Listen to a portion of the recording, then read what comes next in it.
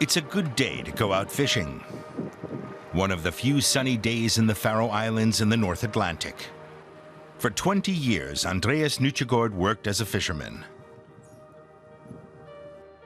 Now fishing for cod is just a hobby for him. There aren't enough left to make a living from it.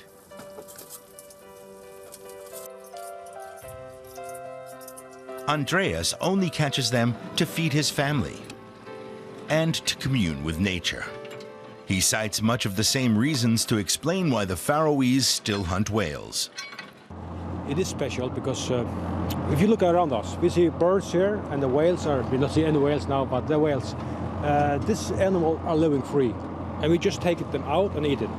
They are not raised up like a farm in Europe when you have cow and pigs and everything, chicken and everything, you raise it up and one purpose kill it. But the nature like take care of it and you take it out of the nature.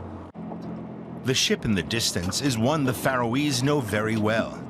It's the Brigitte Bardot from the Sea Shepherd Conservation Society.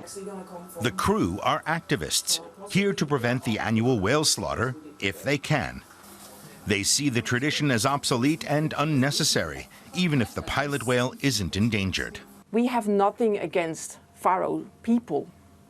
We are against the killing of the marine animals, because it's not necessary anymore. I mean, the locals, they keep on insisting that they need to kill to live, to sustain themselves. They need the food. Images like these disgust conservationists around the world. A bay red with the blood of the slaughtered whales lined up on the quay. Near Kvanesund, villagers in boats drive them up to the shore where specially trained lancers are waiting to kill them. If you want to have a beef on the table, some animal have to be killed. If it's in a slaughterhouse or it's in this public slaughterhouse, it doesn't make any difference. But the public slaughterhouse isn't accessible to the public.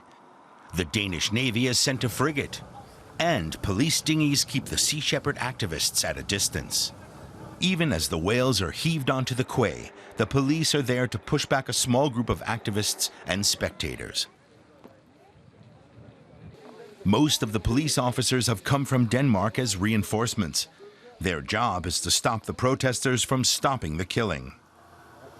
Last year, Sea Shepherd was able to interfere with the Grind, and they were actually able to drive pots away without being seen or without being, the locals get them so they could kill them. So the government here must have clearly have all their heads together, and they have thought about this, and they've thought about what can we do to stop Sea Shepherd.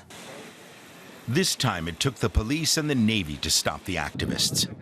A couple of hours after the hunt, the coordinator shows up with a list showing who gets how much meat from the whales.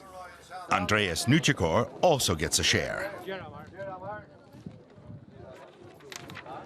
The villagers get down to work, stripping off layers of blubber to get to the precious meat.